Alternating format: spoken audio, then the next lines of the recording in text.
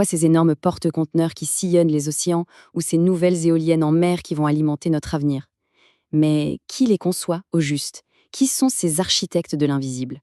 Aujourd'hui, on lève le voile sur une profession absolument fascinante, au croisement de la technologie et de l'aventure, celle d'ingénieur et d'architecte naval.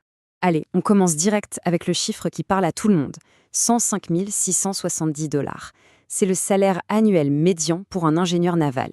Et oui, ce chiffre vous donne une bonne idée de l'importance et de la complexité de ce métier qui est vraiment au cœur de l'industrie du futur. Pour mettre ça en perspective, jetez un œil à ce graphique. La différence est saisissante. On parle de plus du double du salaire médian de toutes les professions confondues. C'est la preuve que ces compétences sont non seulement rares, mais aussi extrêmement précieuses sur le marché.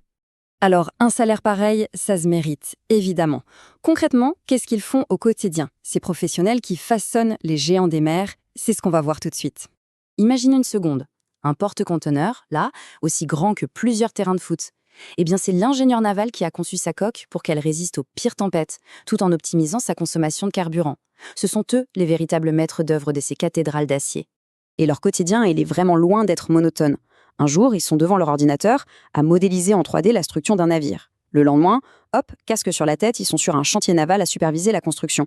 C'est un métier qui mélange la théorie la plus pointue et la pratique la plus exigeante. Et où est-ce qu'on les trouve, ces talents? Bon, la majorité, c'est dans les chantiers navals, évidemment. Mais il ne faut pas oublier les bureaux d'études et de conseil. C'est là que l'innovation se passe. Le gouvernement est aussi un employeur très important, surtout pour les questions de défense. D'accord, ça a l'air passionnant. Mais comment on devient l'un de ces architectes des mers? C'est quoi le chemin pour rejoindre cette élite de l'ingénierie?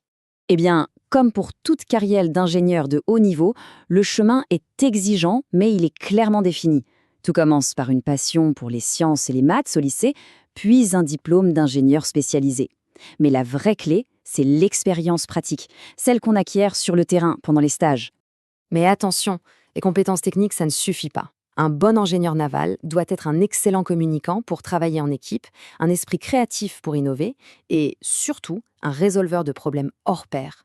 Parce qu'il ne faut jamais oublier qu'en mer, la moindre erreur de conception peut avoir des conséquences dramatiques. Revenons un peu aux chiffres. Parce que ce salaire impressionnant qu'on l'a vu au début, il cache des réalités assez différentes. Ça dépend beaucoup si on travaille sur la terre ferme ou si on prend le large. Pour ceux qui travaillent dans les bureaux d'études, c'est dans le secteur public, et notamment la défense, que les salaires sont les plus hauts. La conception de navires militaires de pointe, ça demande une expertise très spécifique et donc très recherchée. Jusqu'à maintenant, on a surtout parlé des concepteurs, de ceux qui imaginent les navires. Mais qui sont ceux qui les font naviguer? Qui s'assure que ces monstres d'acier fonctionnent parfaitement au milieu de l'océan? Là, il y a une distinction essentielle à faire. L'architecte naval, c'est le cerveau qui conçoit le navire. L'ingénieur mécanicien de marine, lui, c'est le cœur qui le fait battre, tout au fond de la salle des machines. Deux rôles complémentaires, mais très, très différents. Et quand on parle des salaires en mer, là, on entre dans une autre dimension. Près de 10 000 € par mois pour un premier ingénieur sur un paquebot de croisière, c'est le prix d'une responsabilité énorme et de l'expertise qu'il faut pour gérer des machines d'une complexité folle 24 heures sur 24. Un bon salaire, c'est bien, mais des perspectives d'avenir solides, c'est encore mieux. Et de ce côté-là, les nouvelles sont excellentes pour celles et ceux qui voudraient s'engager dans cette voie.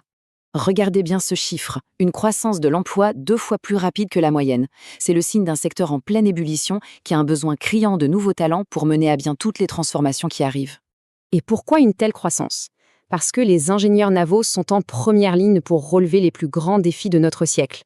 La transition énergétique, avec le développement de l'éolien en mer, le commerce international, avec des navires à rendre plus propres, et bien sûr, la défense, avec des flottes entières à moderniser. Alors, la prochaine fois que vous verrez un navire à l'horizon, pensez à ces architectes de l'invisible qui l'ont imaginé. Ils ne sont pas seulement en train de construire des bateaux, ils sont en train de bâtir notre avenir sur les océans. La question, c'est quel rôle chacun peut jouer dans cette formidable aventure.